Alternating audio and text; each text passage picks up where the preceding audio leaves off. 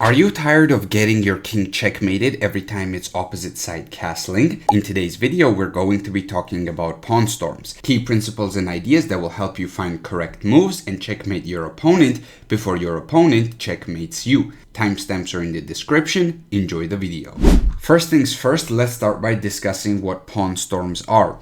Pawn storms in chess are when you push a set of pawns for the goal of opening up the position. Sometimes you want to trade these two pawns for the G and H pawns and open up lines for your rooks. Sometimes you're going to have to sacrifice these pawns, and even though these two pawns will still remain here, you will still have active rooks on the G and H files, and then you can continue to attack the enemy king. So the goal of the pawn storm is to get rid of your own pawns in order to open up lines towards the opponent's king. This typically happens in opposite side castling situations. So in this case, the black king is on the king side, the white king is castled on the queen side. So what white will do is launch a pawn storm over here, and what black will do is launch a pawn storm on this side of the board. Both sides want to get rid of these pawns in order to open up lines for their pieces. However, you don't just want to push your pawns randomly.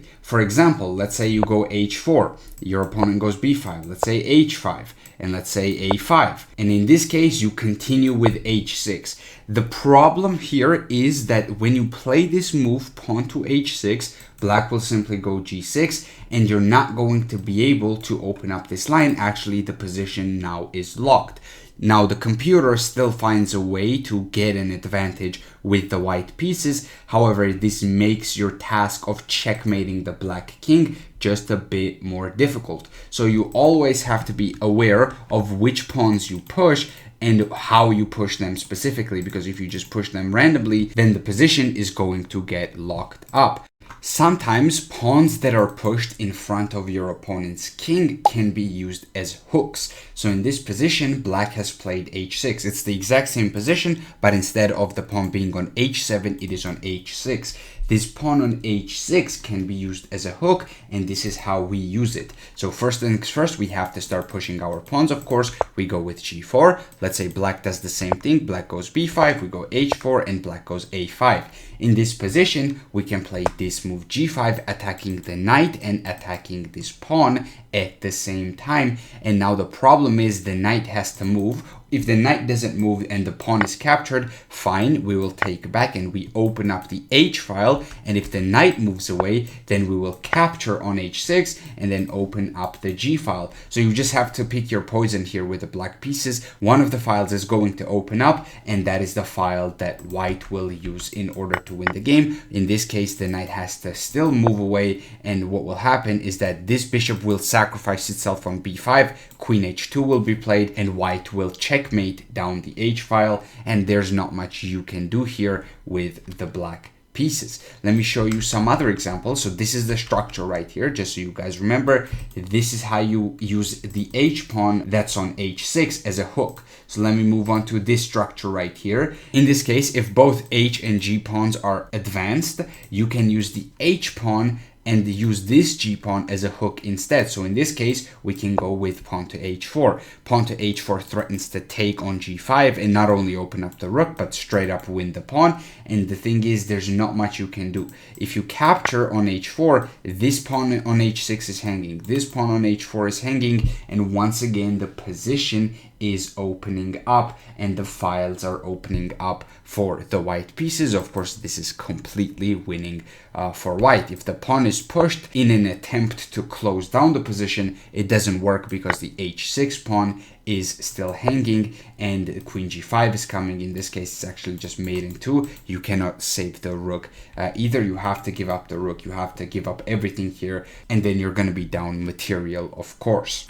Now let's talk about a different structure. Now let's talk about a fianchetto structure. So I will move on to a very different position now. This is the position for the black pieces, and this is the structure. This is called the fianchetto structure, for those of you who don't know. When the pawns are like this, in this formation, and the bishop is tucked in on g7, this is a fianchetto structure. And once again, we use the g pawn here as a hook, and we need to go g4, and then we need to go h4, and then we go, well, we capture on c6 first, and then we go h5. We are opening up the h file, and then we're going to go bishop to h6 to get rid of this powerful defender, and we're going to be attacking down the h file, and this is going to be winning for the white pieces. So let me just go back and show you this position right here. Sometimes it's not even best to have these pawns advanced. As you can see, when the pawn was advanced to h6, we used it as a hook. When the pawn was advanced to g5, we used it as a hook. When there was a fianchetto structure, we still used this pawn as a hook. So the point I'm trying to make is that if you're getting attacked, the best structure, unironically, is this flat structure right here, not touching your pawns at all. When you're the side that is being attacked, you should try to close down the position as much as possible. For example, if in this position white plays this move g5, trying to use this h pawn as a hook, this would actually be a slight mistake because black would play h5, and this makes white's attack a little bit more challenging to execute because the position is closing down. Instead, what white should try to do here is to play this move pawn to h5 and then play g5 on the next move. So this pawn on h6 cannot be pushed to h5 in order to close the position down. However, if I change the position a little bit, and let's say we have this position right here, now the situation is a bit different because there's a knight on f6. g5 comes with a tempo. It is attacking both the h pawn and the knight on f6, so you don't have time to go h5 because the knight will be captured, g file will be opened up anyways, and you will be down a piece with the black pieces. It works the same way in this position as well. Black should push the pawn to g4, and white will try to play this move h4, trying to close down the position. We're not going to waste time here and allow white to play g3. We will go g3 ourselves in this position. This attacks the knight on h2, and it attacks the pawn on f2, and let's say the pawn is captured, rook takes g3, and the g file has opened up, and the attack continues. If white tries to go knight to f3 with the idea of going knight to g5, we will not allow that. We will go with this move, knight e4, controlling this g5 square, and black's attack simply rages on. As we have already determined, pushing the correct pawn is very, very important. In this position, if we were to push this pawn to g5, this would make our life very, very difficult as the white pieces, because the black knight will jump to h5, and now there is a slight blockade. This pawn cannot move forward, and this pawn is struggling on his own, so it is a bit more difficult to execute this attack. Now, if in this position we had a light square bishop on f1, we would go to h3, and then we would go to g4, and everything would be fine because blockade would be lifted easily. However, in this position, that is not possible. So playing g5 here is an inaccuracy. Instead, what we should try to do to avoid getting blockaded is to play h5 instead. After we push the pawn to h5, we are threatening g5, and we're threatening to trap the knight. Let's say the queen goes to c6, then we would go g5, the knight has to move away. And here we can play g6, and we are opening up the g file or the h file. We're opening up something one way or another. If our opponent does something like this in order to try to lock up the position, capturing once and then pushing the pawn, this would work in some positions. However, in this one, there's bishop takes h6, and in a lot of positions where you have this kind of a structure and the two rooks are barreling down the g and h files, there's going to be some sacrifices on h6, and after pawn takes back, this is simply going to lead to a checkmate. Let me go back now and let me show you a slightly modified version of this position, actually a lot more modified version of this position. Let me just go right over here. I accidentally spoiled what was going on, but it's totally fine. The point I'm trying to make is that after we go with g5, yes, we are allowing knight to h5, but there are going to be cases where you can actually get rid of this knight from h5. There's going to be different ways and different maneuvers. So in this position, we can play a move like king to b1, first and foremost, getting the king to a better square, and then b4, and this maneuver of knight to e2 and then knight to g3 is very powerful because now we're challenging this knight. Black, of course, does not necessarily want to play g6, even though computer says this is okay. I would not play this because this is extremely dangerous for the black pieces. F4 will be played and the position will start to open up. This pawn will be a target eventually. However, if black captures us on G3 instead, this helps us further because now we don't even have to do a pawn storm. We straight up just get an open H file. The queen can go to H2 and there is going to be a massive threat of checkmate on the H7 square. This is going to result in white winning this game.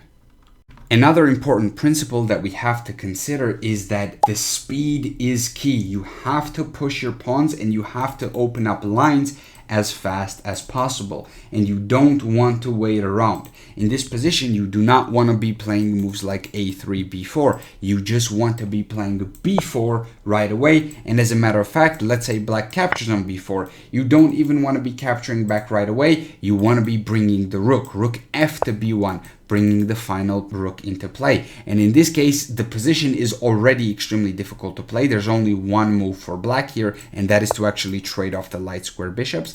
If black plays a move like H5, this is just going to result in a devastating position for the black pieces because the black king is getting checkmated. And if black tries to defend this pawn on B4, now we go A3. And there's nothing that black can do here. The files are just simply going to open up. Let's say H5 is played now. We will capture on B4. Let's say A4 now in order to try to close down the position. Here we have to be careful. We cannot allow B5. If we play a random move, there's B5 and our attack is harder to execute. So we have to go B5 ourselves, disconnecting the queen's control of this square on A4, of this pawn on A4. Let's say black continues to attack us. We will capture and black will capture on G3, but it doesn't matter. We will capture back. And here the problem for the black pieces is that we're just simply getting to his king faster. So in this case, if the bishop is captured on G2,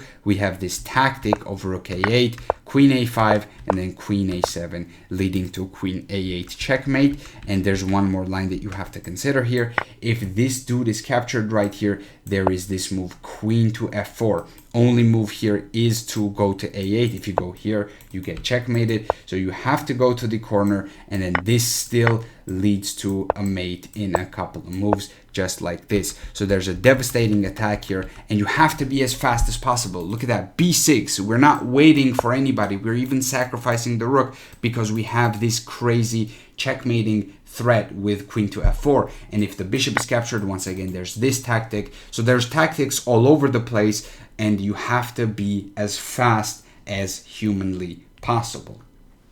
In chess, the best way to deal with a flank attack, let's say our opponent here plays G4, trying to attack us on this side of the board, the best way to deal with a flank attack, either on the king side or on the queen side, is to counterattack in the center. This is one of the best defensive principles that you will hear in chess. In this position, we don't have to go B5. We don't have to engage in a pawn storm with white. We can just counterattack in the center with D5. And now this is not an option that's going to be available in every single position, but sometimes it is, and it is one of the most important principles in chess when it comes to defending your position and when it comes to winning your games. You have to be aware of the fact that you can open up the center when somebody strikes on the flank. In this case, after D5, let's say our opponent goes G5, trying to remove the knight away. We go D4, white captures, we simply capture back.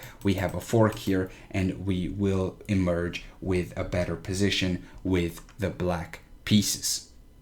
Okay, now I'm going to show you a very cool defensive pattern to stop opponents' pawn storms. If in this position white plays this move A4, the move that we can play here with the black pieces is this move A6. And with A6, we actually create what's called a lock or a padlock. It has both names. We create a lock. And now there's no way to get past these pawns, and there's no way to open up this side of the board for the white pieces. That is because if white pushes the pawn to A5, we will simply go B5. And if white pushes the pawn to B5, we will go A5. And whatever happens, we are locking the position down, and it just simply cannot be opened up. And then we can continue on the king side. We can try to go for a pawn break of f6 and try to open up some squares for our pieces. But this side of the board remains closed because we played this move a6, and now there's simply no way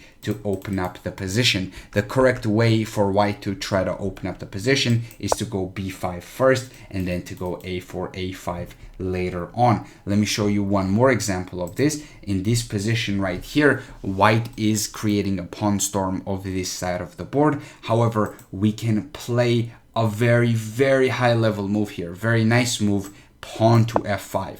Now, first things first, if this pawn is ignored and there's no en passant, what will happen is that there will be a lock here. There's just simply no way to break through, because if our opponents play this move h5, as you can see, there's no way to break through. Let's for a moment ignore the fact that there's f4 and we're actually winning a pawn here. Let's not look at that for a moment. I just want to showcase the idea. Let me just make a random move here. Let's just say rook to b8. In this case, if g6 is played, we go h6. And if h6 is played, then we go g6, and we have a lock and the position remains closed. There is no attack on our king. So this is a very powerful pattern to create a lock. However, if white instead en passant, now there is no lock. However, we are getting super active because actually we can use the f file to attack our opponent, and we can use the activity on the f file. Also, we can go rook f7 to defend the pawn on g7. So if like rook to g1 is played,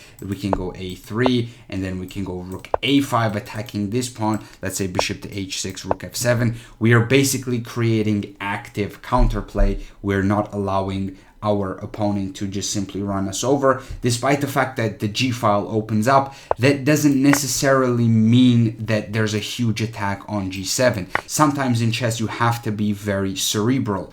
If in this position you see that the g file has opened up, you have to ask yourself, okay, is there a threat? How can my opponent attack me?